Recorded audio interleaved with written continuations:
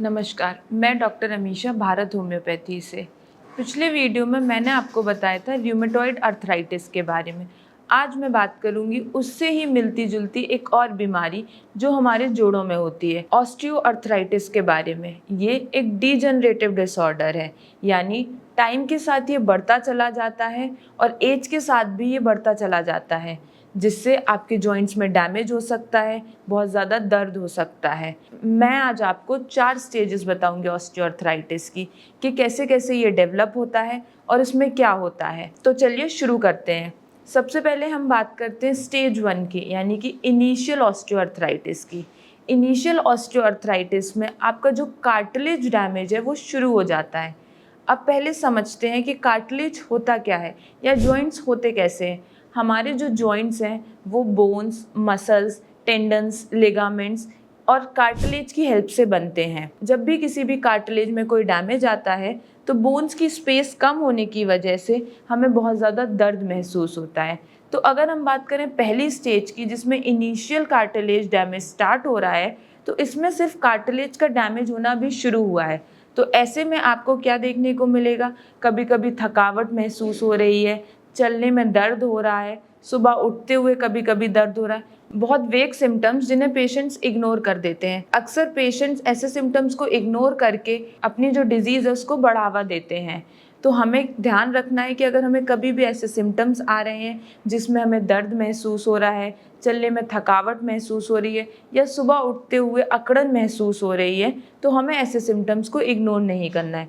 Osteoarthritis हमेशा हमारे big joints में होता है, जैसे कि हमारी कमर में या फिर हाथ पैर के जोड़ों में होगा, जिसमें हमें बहुत ज़्यादा दर्द महसूस होगा। अगर आपको इनिशियली ऐसे कोई भी सिम्टम आते हैं तो आप उसे अपनी डाइट और एक्सरसाइज से कंट्रोल कर सकते हैं, लेकिन उसके लिए आपको समझना ज़रूरी होगा और इन सिम्टम्स को इग्नोर नहीं करना है। इस बात का आपको ध्यान रखना है। आप अपनी एक्सरसाइज कंटिन्यू कर सकते हैं, आप वॉक कर सकते हैं, डाइट में ओमेगा 3 फैटी एसिड्स इंक्लूड कर सकते हैं, एंटी इन्फ्लामेटरी फूड्स इंक्लूड कर सकते हैं और ऐसा खाना पीना जो आपकी इन्फ्लेमेशन को ट्रिगर करे या आपके दर्द को बढ़ाए, उसे आपको बंद कर देना है। जैसे बाहर का खाना पीना या फिर कोल्ड ड्रिंक, सोडा, ये सब लेना। इनिशियल के बाद हम बात करते हैं माइल्ड ऑस्टियोआर्थराइटिस की।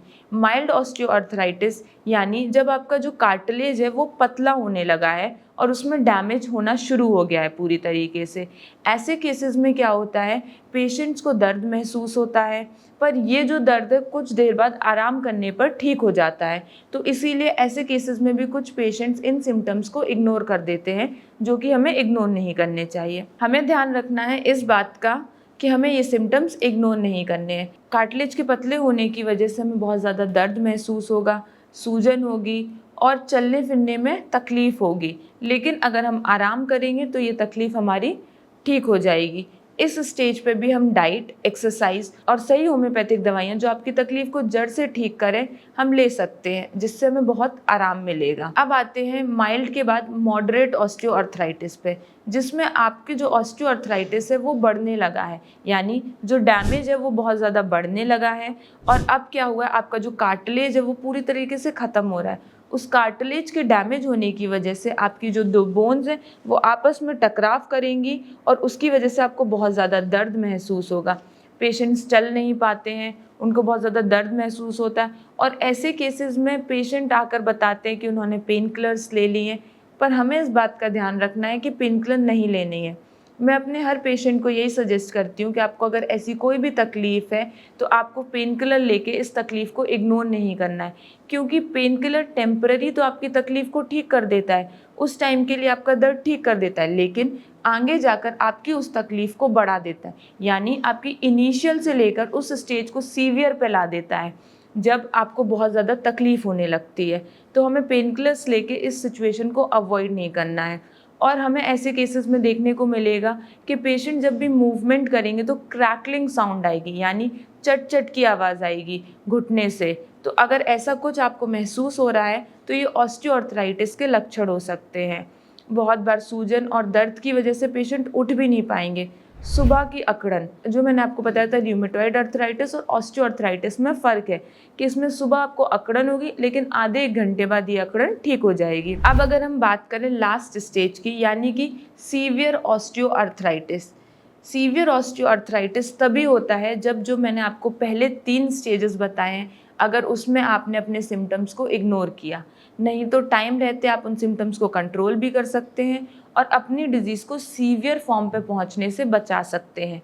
तो सीवियर ऑस्टियोआर्थराइटिस में आपकी जो 2 बोन्स हैं उनके बीच की स्पेस ख़त्म हो जाती है और जो कार्टिलेज है वो पूरी तरीके से डैमेज हो जाता है, जिसकी वजह से, ऐसे होने की वजह से कोई भी मूवमेंट करने पे बहुत ज़्यादा पेन होगा, पेशेंट बेड से उठ भी नहीं पाएगा, थोड़ा ही चलेगा उसके बाद दर्द बहुत ज़्यादा महसूस होगा। ऐसे केसेस में पेशेंट को नी रिप्लेसमेंट सर्जरी भी करानी पड़ती है। तो आपको ध्यान रखना है कि आपको अपने इनिशियल सिम्पटम्स को इग्नोर करके इस फाइनल स्टेज पर नहीं पहुंचना है।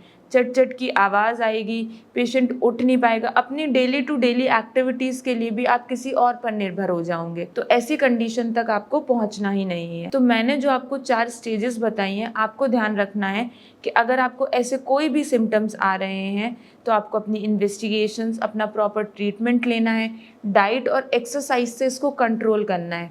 इसको इग्नोर बिल्कुल भी नहीं करना है, क्योंकि अगर सही समय रहते हमने इस डिज़ीज़ को पकड़ लिया तो हम इसे पूरी तरीके से ठीक भी कर सकते हैं बिना किसी सर्जरी के। अगर आपको ये वीडियो इन्फॉर्मेटिव लगी हो तो लाइक करें, शेयर करें और सब्सक्राइब करें हमारा चैनल। अगर आपको कोई क्वेरी है तो आप कमेंट सेक्शन में पूछ सकते हैं। अगर आपको या आपके जानने में किसी को भी जोड़ों की तकलीफ है तो आप हमारी टीम से कॉन्टैक्ट कर सकते हैं। Thank you.